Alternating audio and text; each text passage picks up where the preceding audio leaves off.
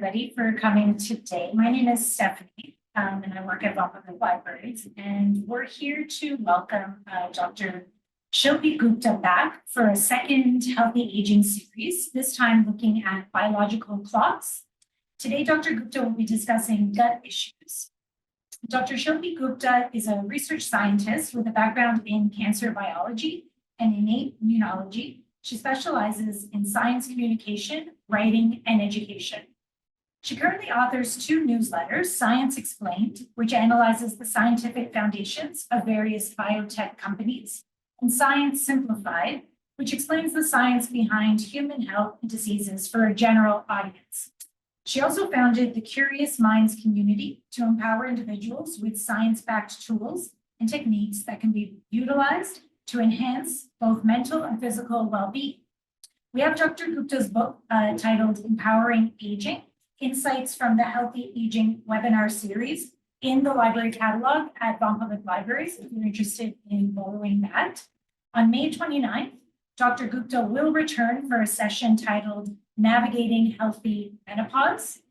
And in July, she'll return for a 2-part series on forming healthy habits. That series happens July 24th and 31st at 2 p.m. But the library will be promoting that sooner, closer to the date as well. So please welcome Dr. Gupta. Thank you. Thank you for the kind introduction. Today is the last session of this series, and so I welcome you all. Good afternoon. So today we are actually talking about a very important issue, which is gut health. It ties up whatever we have learned so far. Today I have something else for you at the end. Whatever we have learned in this 5-part series, I will give you few questions to ask yourself whether your clock is aligned or not. So you don't have to share your answers. It's just for you to go through that. And then we will discuss few tools which you can use to monitor and align your biological clocks for healthy aging. So without further ado, let's start. So just a little brief on the series, because we started on March 28th and today is April 25. So we forgot a lot of things. So just have a recap of what we learned so far. And I will also have questions for you to check at the end whether your cycle or your biological clocks are aligned. So circadian is a Greek word which means around the day. And we have learned that every organ of our body has a clock. The main clock sits in the brain, and every organ has the peripheral clock. They crosstalk. The master control is in the brain, which regulates our sleep-wake cycle. And we discussed about this in great detail in our talk 2, where we learned about the ways of also managing our sleep optimally, thinking about the quality of sleep more than the quantity of sleep. And then we understood about the digestive clocks in 3rd talk. Then we carried forward this discussion and we discussed the hydration clocks, something which we don't pay much attention to. Water is very important for us. And as we are aging, our cues, our thirst cues dampens. So we need to pay more attention to our hydration clocks. We discussed ways on how to do that. Now, today we are continuing our conversation and taking it towards gut issue. So it's related to the digestive clocks, but then the gut itself is a very large organ. It consists of many different moving parts, and we will discuss a little bit about it today. It's difficult to talk about each and every aspect of the gut in this 1 hour. I have already talked about gut microbiome in the last series where we discussed. So if you want to refer to the gut microbiome, the library might have uploaded the video. You can check the YouTube channel. So today we will mainly talk about the health of gut in a broader sense. So when we talk about gut, what is gut actually? It is actually a plumbing system in our body. It is a long and twisting pipes and valves and fitting leading to fixtures. It's responsible for digesting food, absorbing nutrients, and eliminating waste from the body. It starts from your mouth and it continues and ends towards the anus. So the gut consists of several organs. As I mentioned, the mouth, esophagus, which is the food pipe, and then your stomach, small intestine, large intestine, which is also known as colon, and then we have rectum. So this is the whole gut, right? So let's understand this is how if we look inside the body, the gut will look like this. It starts from your mouth, the salivary glands, which are secreting saliva for digestion. And then we have this food pipe where the food is traveling inside, stomach, then your intestine, both large and small, and then it passes back through the other side. So let's understand this journey a little bit, right? So, your digestive journey begins with your mouth, where food is chewed and mixed with saliva before traveling down your esophagus to your stomach. There, in the stomach, it's churned with digestive juices and acid to break it down further. So there are two valves that regulate the flow of the food. One is in between this food pipe and the entry into the stomach, and the other valve is present in this end part of the stomach with the large intestines. So this actually controls the flow of the food. And that is why we generally say to chew slowly. So this control is being monitored and it is being regulated. The brain gets the signal that the food is coming and it will trigger the flow of juices or the acids in the stomach, and this will help the digestion to go smoothly.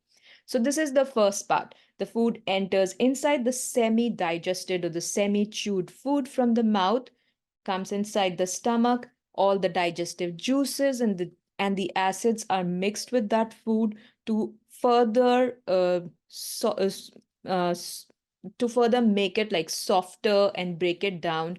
And then when it stays in the stomach for around 1.5 2 hours, and then from there it will slowly grow into the intestine.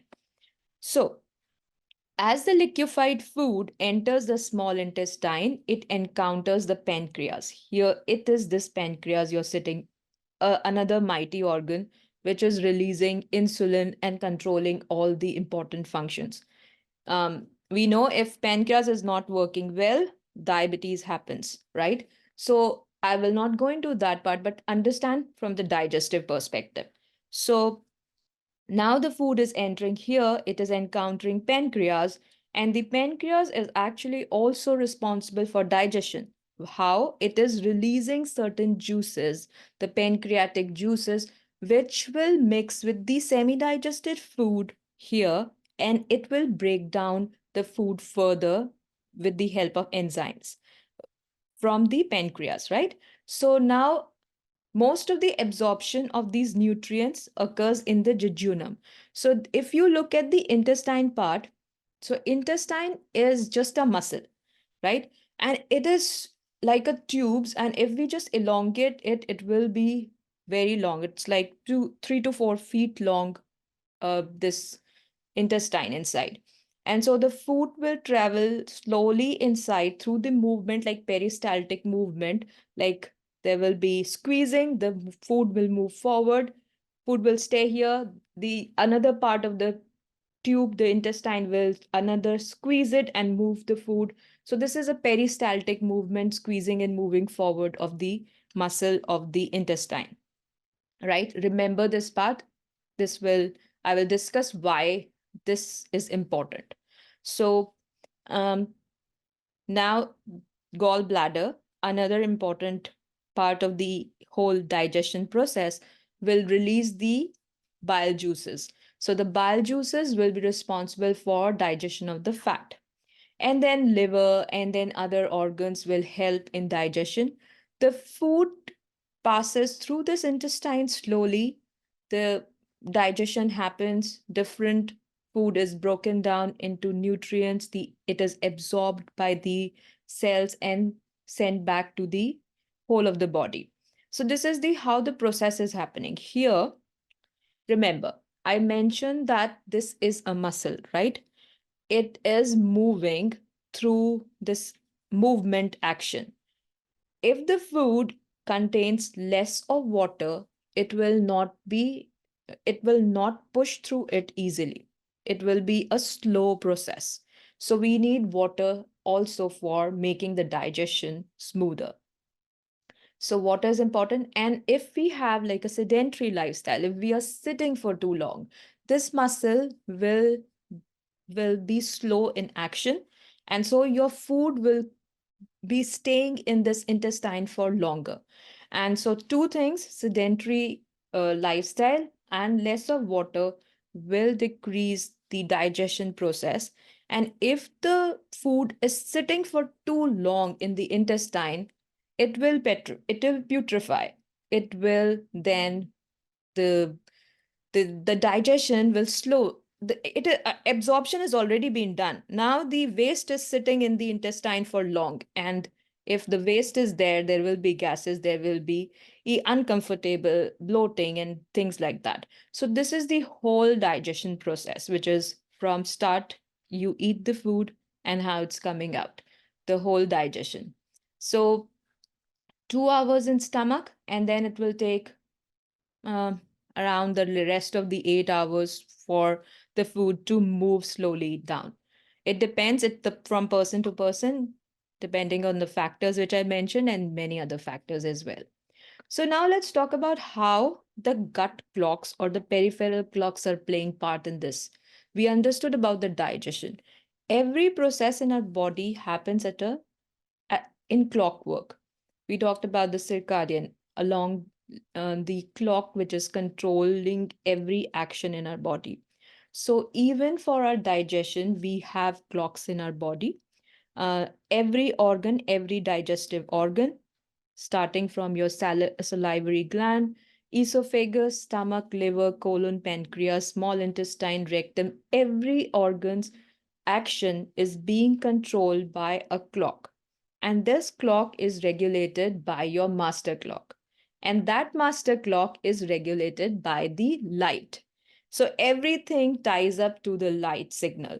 How your how you are exposed, how you are exposing yourself to the bright light or the dim light during the night. So all comes down to that. And then your meal timings. So now we know that master clock is the main regulator, but if we are eating around the clock, if we don't have fixed meal timings, we can activate the digestion clock by just eating food, any food. It doesn't have to be a big meal. A small snack will activate whole of the system again. So this is also an important point which we talked about in great detail in the digestive clocks, but it comes down to recall this whole thing about the digestion here as well, because digestion cannot happen without the involvement of gut, right? So we need we need our meal timings to be perfect. Like if the body is following a clockwork, it means that we need to follow a clockwork as well. And we need to give our body a downtime. It like after finishing our last meal, there should be 2 to 2.5 hours of gap before you sleep for your body to repair, right? We have talked about this. This is a very important thing to know, that as every machine needs a downtime, our body is a machine and it is working for us non-stop. We need to give it downtime to repair itself. The colon is working very hard for absorption, right? This is the main source where all the food which is broken down, the energy from that food is stored. So this colon has microvilli, like small fibers inside it, which is responsible for absorption. And they go for to a wear and tear when the food passes through it. So we need to repair the intestinal lining. And body has a very good mechanism of repair. We just need to stop it uh, to do the digestion function. And that we can do when we stop eating.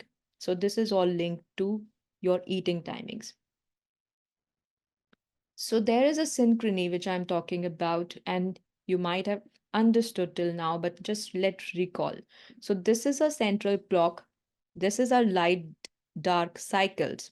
So the light dark cycles directly syncs your central clock, which is regulating your sleep wake cycle. Now, sleep wake cycle, if your sleep wake cycle is in sync, your food timing will automatically get in sync. How? If you are sleeping at the right time and getting an optimal sleep, you will never get hunger pangs in between your meal timings, and you will not be overeating because your sleep is okay. Your body is giving proper signals for that hunger and satiety cues. So everything starts with the sleep. So if sleep is okay, your food intake will be okay. And then food intake, if you are maintaining the food intake, maintaining that intermittent fasting or the time restricted eating pattern, then your digestive clocks, your peripheral clocks, your gut microbiome clocks, even the gut microbiome, the little or microbes living in the gut, they have their own clock. So everything will be regulated here. And then your physical activity will also sync the clocks, and everything will be moving in synchrony. So, three important factors which we need to think about: the light, dark, our sleep wake cycle, our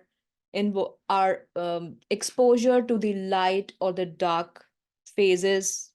So, light phase of our day has to have certain kind of activity which we have talked about. I will mention it again when we will be discussing about the questions, but you understand what I mean. We have to have sunlight exposure during the day to start our biological clock, and as the day is progressing, as we are moving towards the evening time, we have to dim the bright light or reduce the exposure to blue light to not disturb the circadian rhythm. So first thing we have to do that, and then we have to stop eating before 2 hours of our sleep time to give our digestive system a rest, a much needed rest.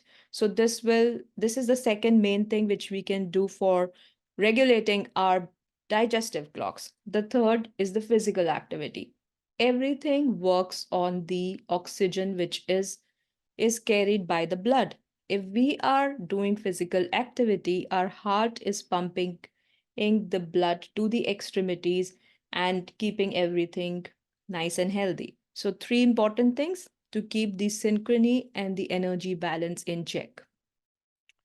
So, now when we talk about gut health, it refers to the overall well being and optimal function of the gastrointestinal tract, GI, which is in short, which includes your stomach, small intestine, large intestine, and the associated organs, as we mentioned, liver, pancreas. So, everything's health in totality is your gut health.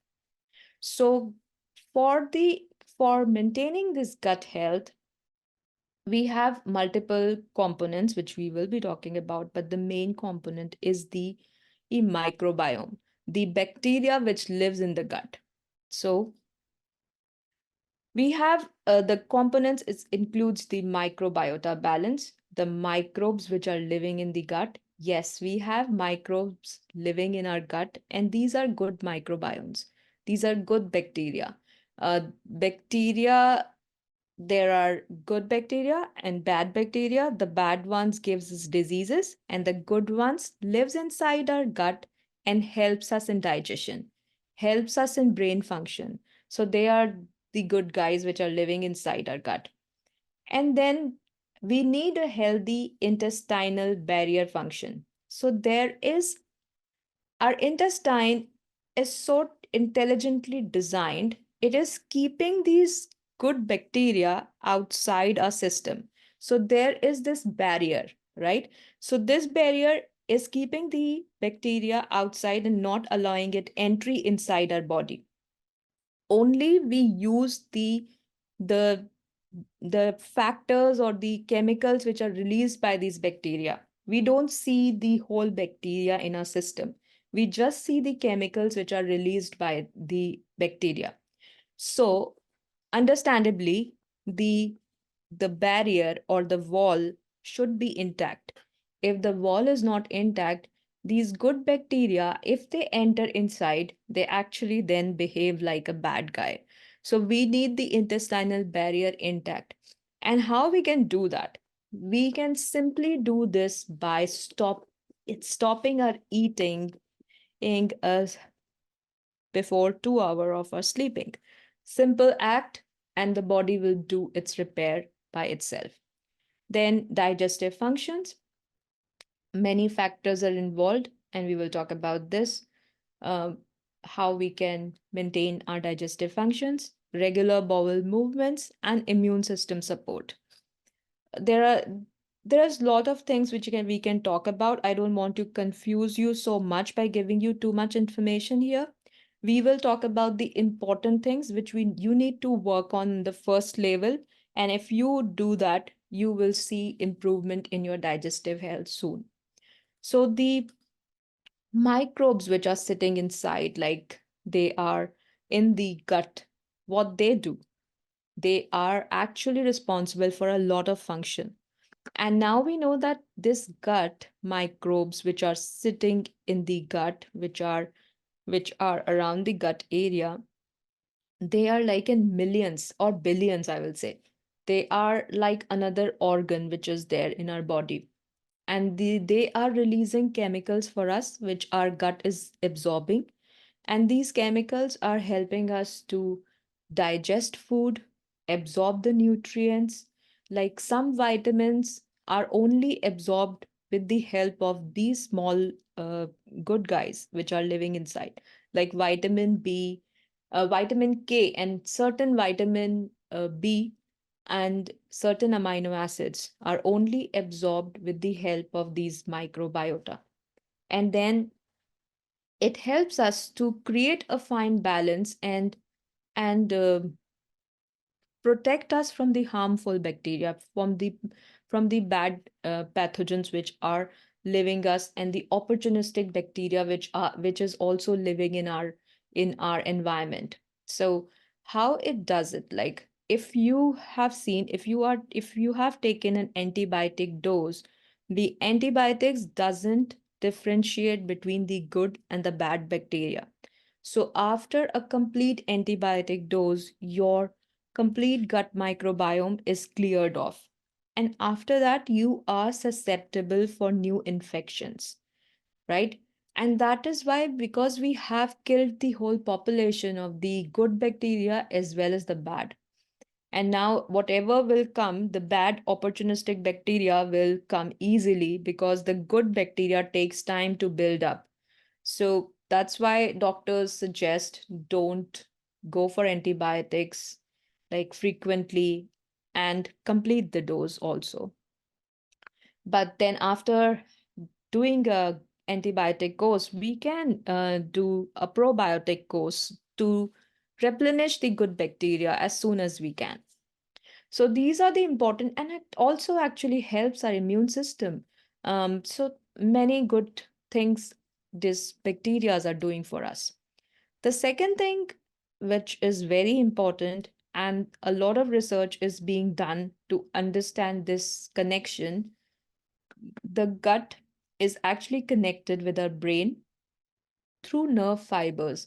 And vagus nerve is one such nerve, which is the longest nerve in our system, and it is connecting our gut with the brain.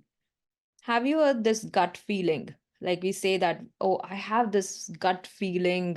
And earlier we used to just use this gut feeling term, like without knowing that there is actually a scientific evidence behind it. We feel in our gut because there are a lot of neurons in the gut which are attached to the gut. So the gut feeling phrase is actually not scientifically incorrect. uh, we feel in our gut, because this gut is talking to our brain, releasing some chemicals which are responsible for forming memories, responsible for our mood, responsible for many other brain functions. And if our gut, now we know that if our gut microbiome is not healthy, or if it is not diverse, there are chances of having anxiety, depression, or brain neurodegenerative disorders. So simple thing like gut microbiome can have direct impact on the brain health. So a lot of science I have talked about, and I don't want to bore you further. So let's understand what are the signs of a healthy gut. First of all, how these signs can tell you whether you have a healthy gut or not. So, regular and pain free bowel movements, consistent energy, normal amount of gas and bloating, healthy bowel transit time, mental clarity, healthy reactions to food and stress. So, let me explain a little bit what I mean by it. So, healthy stool should be smooth, firm, and pain free. Actually, we can learn a lot about the quality of our stool and the type of urine we are secreting. Um, so, a lot of things we can learn about the state of our health by just monitoring these two.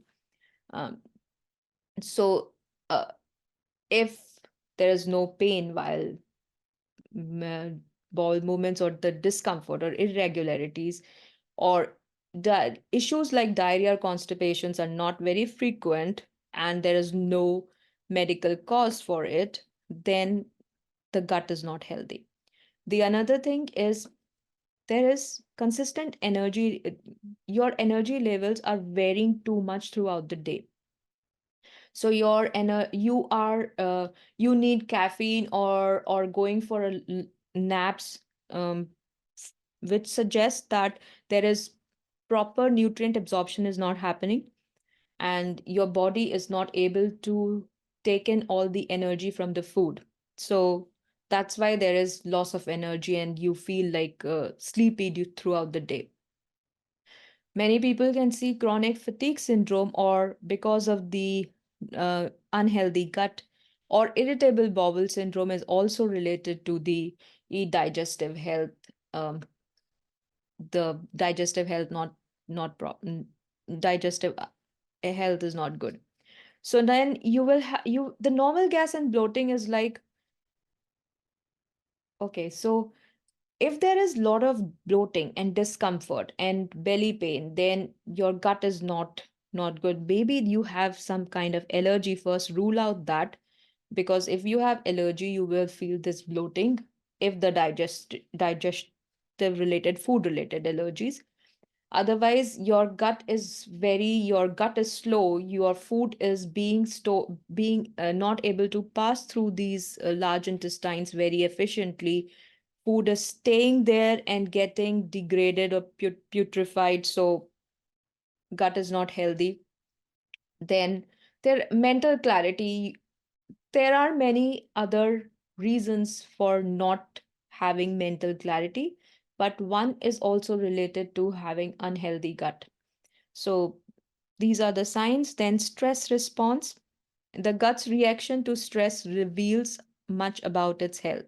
So chronic stress can alter gut microbiota, increase inflammation, and affect metabolic responses to food.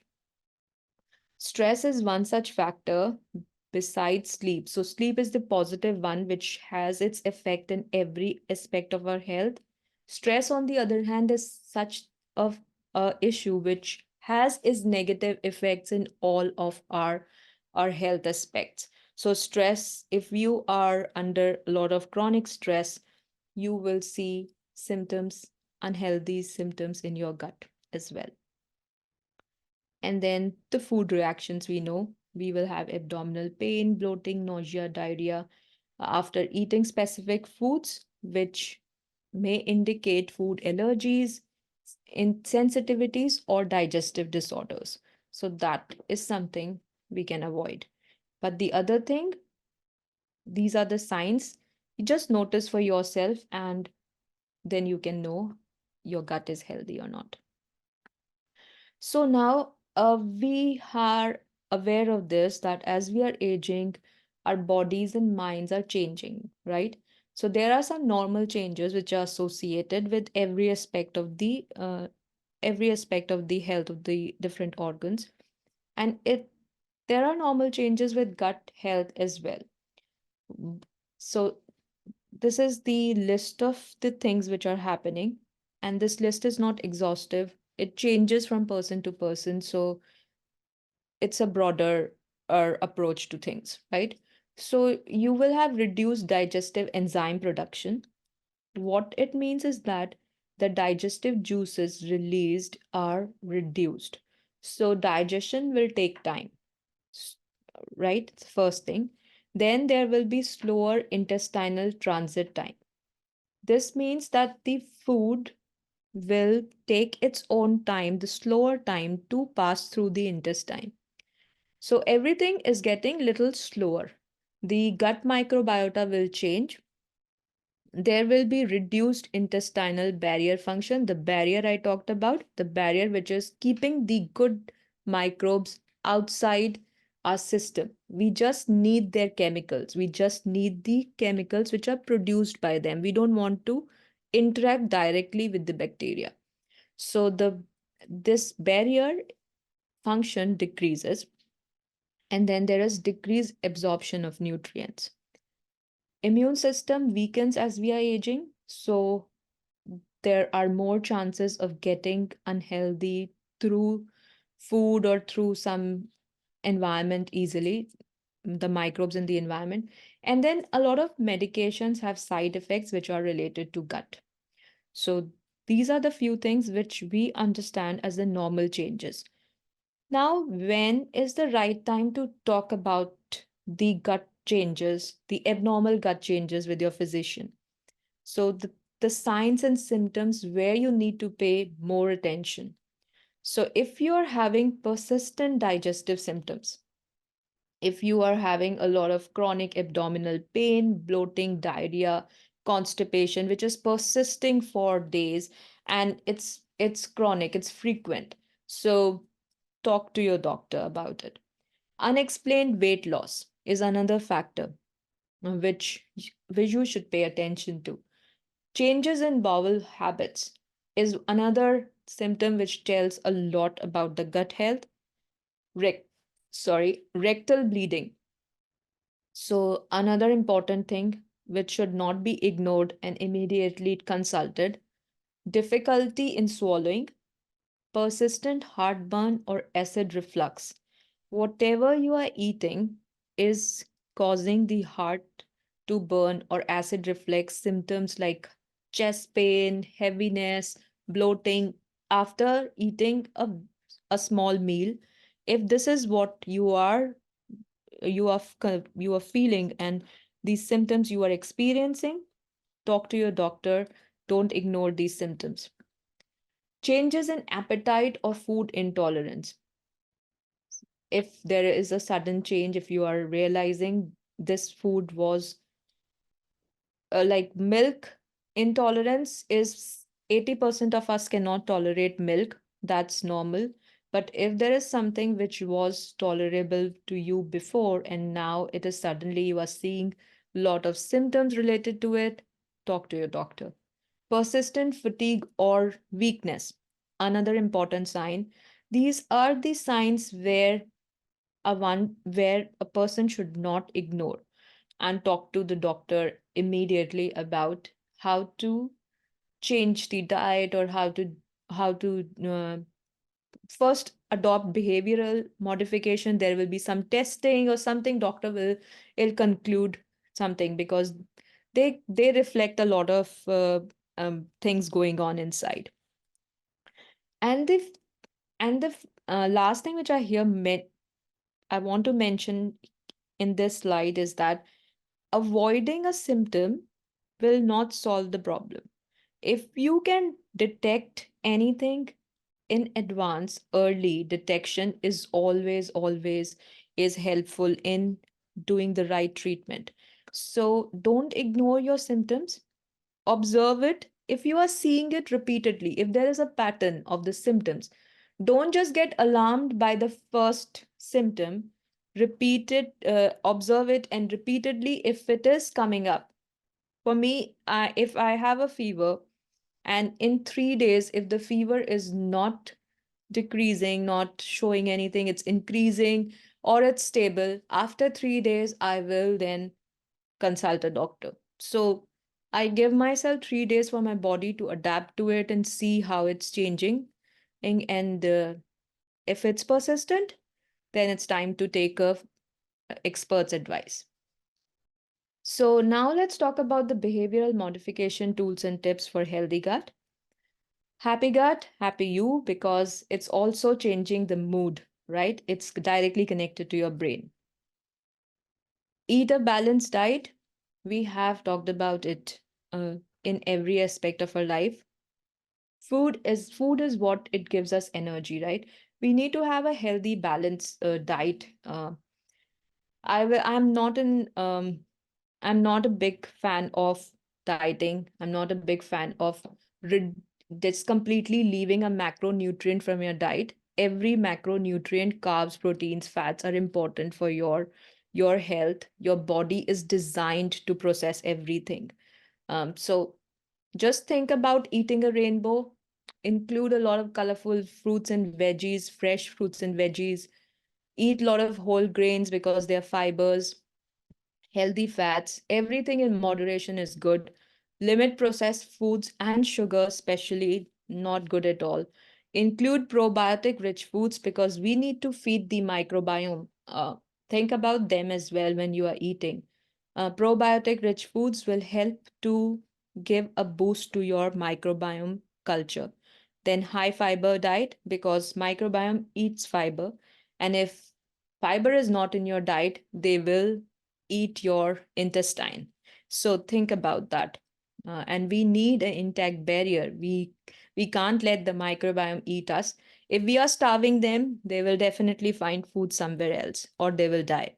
So think about that also whenever you are eating food. Stay hydrated. I mentioned the importance of hydration.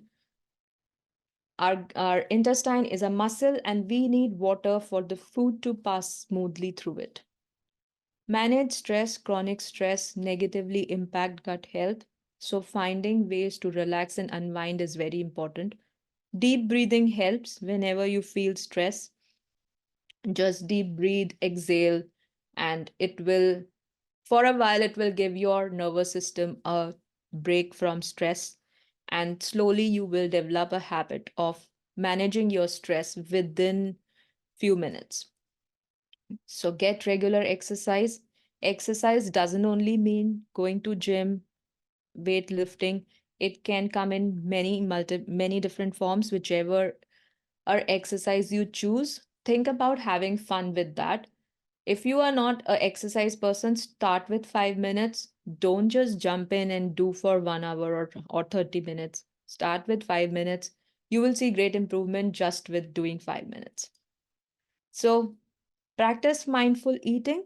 Involve all your senses when you are eating a meal. This will give your digestive system a chance to turn up and be prepared for the food which is coming inside. So don't just gulp food or watch in front or eat food in front of TV because we are not looking at the food, the brain is not getting signal, and the food doesn't digest properly. Limit alcohol and caffeine. Um, in moderation, everything is good. But if we overdo, alcohol and caffeine actually disturb the intestinal lining, and this will affect in the gut health. Focus on sleep quality. I discussed about this, why sleep is important. Okay, and then stay up to date with medical checkups. I'm a fan of this. Um, After 40 years, every person should be doing a full body checkup after every 2 to 3 years. And as soon as 55 we cross, every year is important. And if you have comorbidities in your family's genetics, then you have to be more regular with the up to date checkups. So this ends the gut health portion. Then we have few more slides for you. This is a questionnaire slide where I will give you a question. If you want, you can just answer. You don't have to share your answer. It's just for you to have a questionnaire to check whether your biological clock is aligned or not.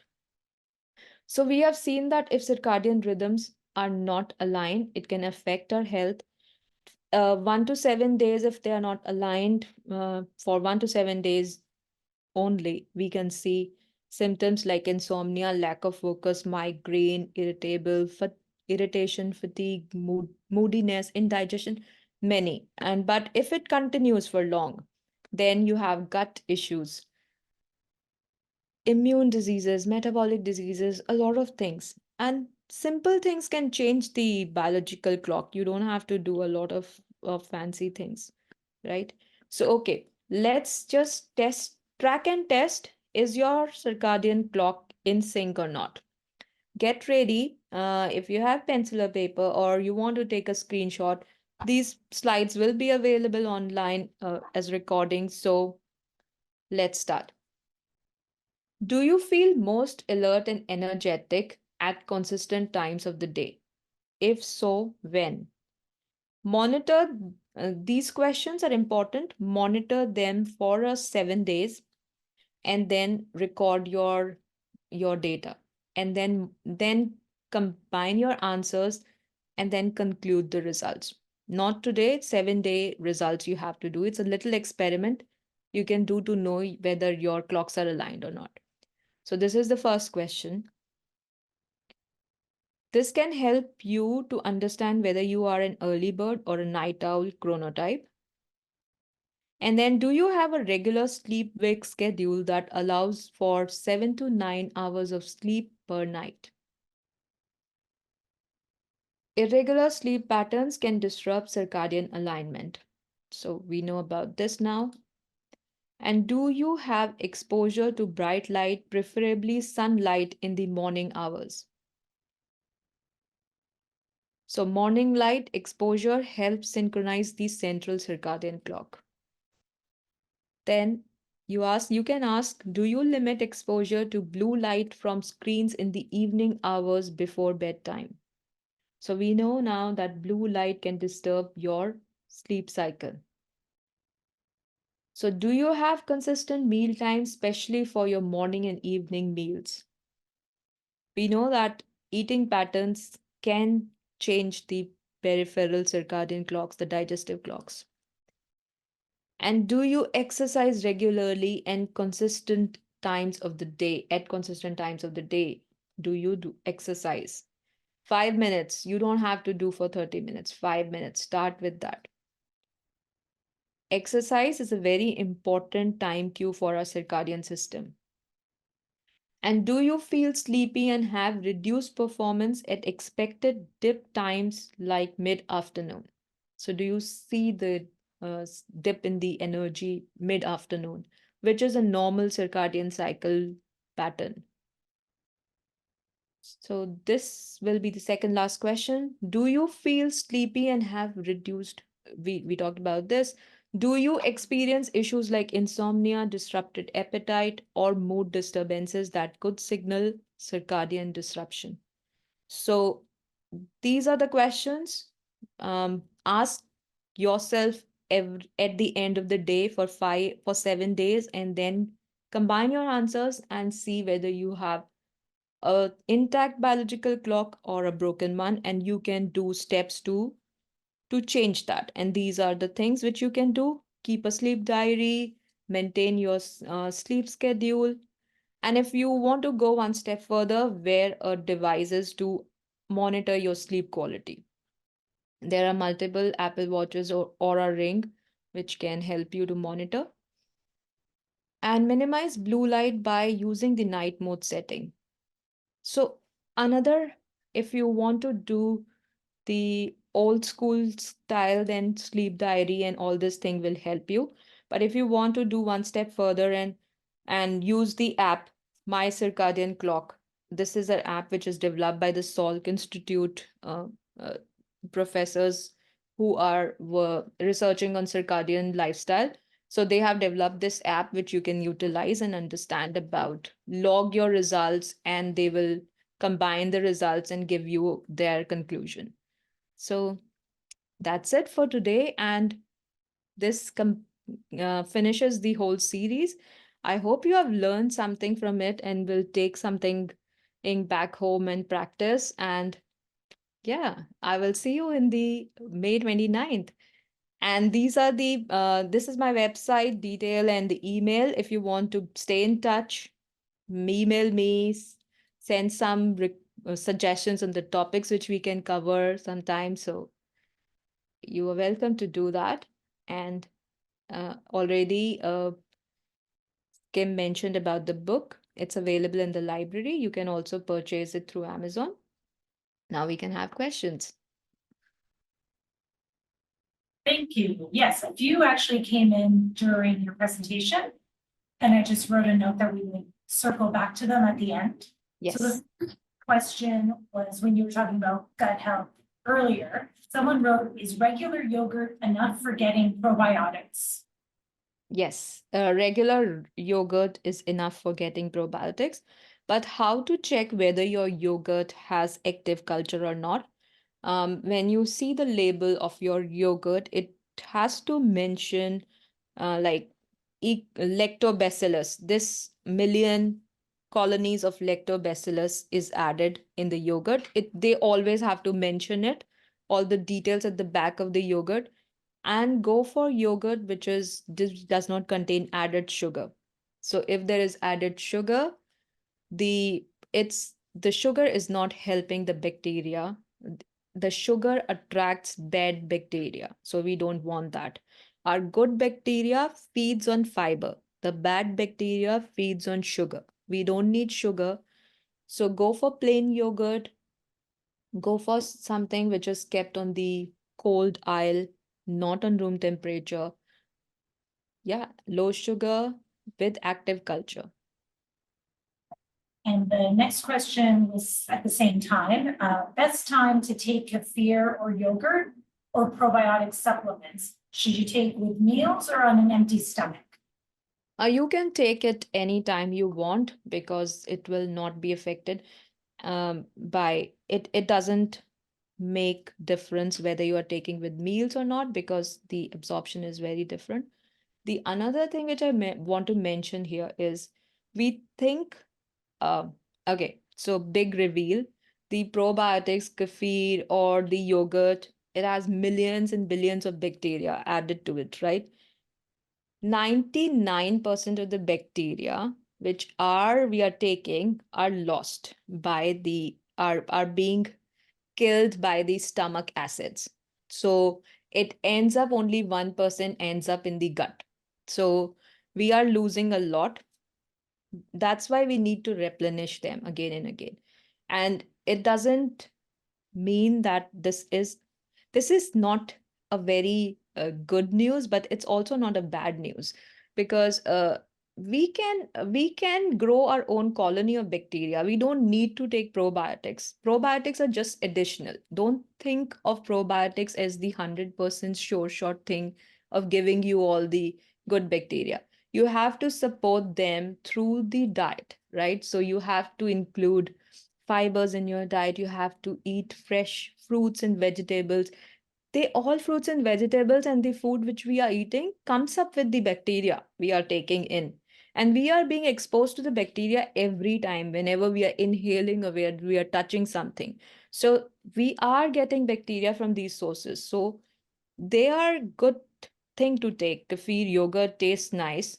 Take it. But don't just think that they are the only source. You have to supplement them to keep healthy inside our body. Okay. Another question, what foods can help barrier gut lining? Can help heal barrier gut lining? Foods will not directly heal. I know there are a lot of claims regarding some foods healing the gut barrier or not. So foods will not directly heal. Not eating foods will heal the barrier. So you have to give your system the downtime, which I'm like repeating again and again. Like you go in a restaurant, yeah, after some time they will tell you kitchen is closed, we are taking the last order, and then you're not getting food. But when we are in our homes, our kitchen is open every time, right? And we think like after like a big meal, dinner, if we are generally we are sleeping late, we finish our dinner around 8 and then we are sleeping around 11. Then this 8 to 11 we are watching a TV or we are just anxious or we are just doing something and we need some snacks, right? We start snacking, and that should be stopping. That you should stop completely snacking, because now after the last meal just don't eat and it will repair your barrier. And if the barrier is already broken, right, like in case of the IBS, then you have to stop eating certain kind of foods. There will be a lot of dietary restrictions along with medications and reduction of stress. So that will be good to take advice from a physician Okay, for that. I guess that the next question might be, you just touched upon it. The question is how to heal from irritable bowel syndrome, but you just touched upon that. Yeah. Yeah, irritable bowel syndrome is one such disease or condition which is not very clear right now in terms of like the prevention, the correction of it is not so much. We don't know about it. It differs from person to person, the origin of it. And so there are a lot of dietary restrictions, lot of like stress management, because stress triggers IBS symptoms a lot. So yeah, very simple things, but managing stress will be a very good starting point to maintain the IBS. And I think there's two more questions. One is taking a glass of lemon water first thing in the morning good for you? If not, why? Okay, so it's a very it's a question where there are two groups. One is like, oh, take lemon water, and the advantages of it is like you will lose weight, the fat gets burned, and vitamin C, and many claims. But you can take lemon water. It water tastes nice, but mm, I will not take lemon water first thing in the morning. Concentrated lemon water, no, for sure. If you just adding in a full glass of water, squeezing just half lemon, then it's fine. It's for taste. But don't take concentrated lemon water first thing in the morning. Take water, plain water, good for you. And yeah, I cannot comment on it a lot, but yeah, there are a lot of things. First and foremost, I want to clarify, it will not reduce your fat. The lemon water doesn't just melts the fat away, which I've heard, which was absurd. So Right. yeah. So yeah. The last one, please comment on parasitic cycle and the full moon. Is it real? Sorry, which question? Please comment on parasitic cycle and the full moon. Is it real? No, no idea. Okay. Full moon. Yeah, they wrote parasitic cycle and the full moon. I can't see this question. Are they connected anyway? I'm not very sure about it, to be honest. Yeah. Okay, and the last question actually has to do more with the library. Where can we sign up for navigating menopause? It just probably hasn't come out yet. Usually sign up is 2 or 3 weeks before the session. So it'll be the same sign up that you did for this session. It just, the Eventbrite listing isn't out yet. So just keep an eye out for it. Any other questions?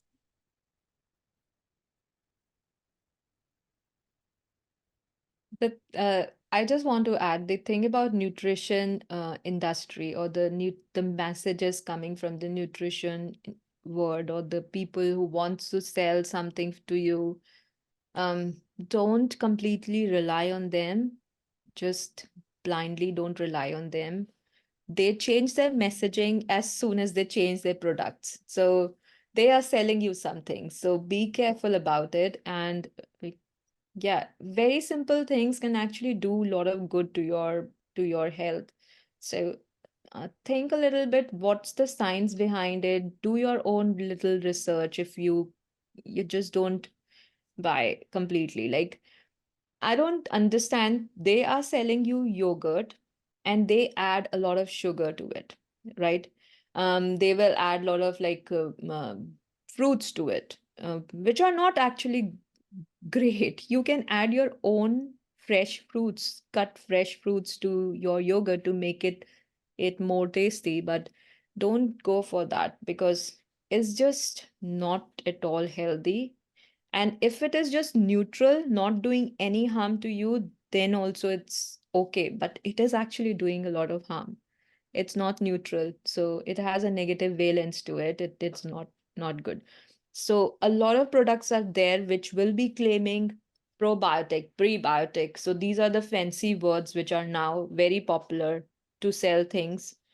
A lot of probiotics claiming stuff will be kept on aisles, uh, room temperature aisles, and probiotic so-called probiotic added things cannot live in room temperature. They have to be in the cold places. So just be careful about the marketing strategy.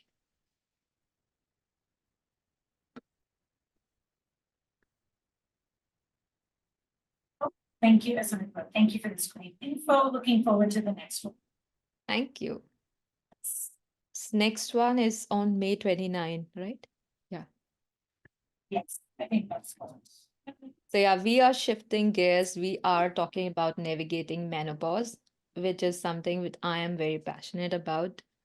Um, like healthy aging is one thing which I am passionate about because there's lack of information about healthy aging, and another aspect is women's health.